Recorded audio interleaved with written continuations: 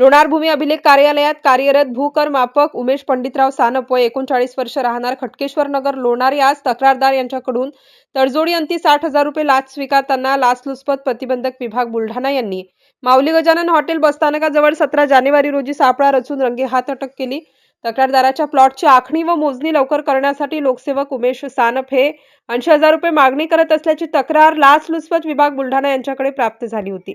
17 जानेवारी रोजी लाच पडताळणी कारवाई आयोजित केली असता भूकर मापक उमेश सानप यांनी तक्रारदार यांना 80,000 रुपये लाचेची मागणी करून लाचेचा पहिला हप्ता 60,000 रुपये स्वीकारण्यास संमती दर्शवून उर्वरित 20,000 रुपये काम झाल्यावर स्वीकारण्याचे मान्य केले। आयोजित सापळा कारवाई दरम्यान लोकसेवक उमेश सानप यांना पंचासमक्ष लाचेचा पहिला हप्ता 60,000 रुपये घेताना रंगेहात पकडण्यात आले।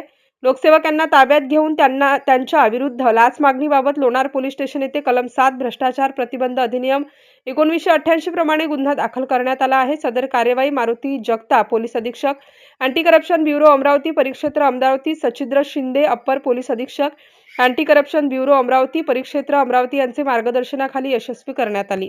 MCN न्यूज मराठी करिता भूषण शेटे लोणार।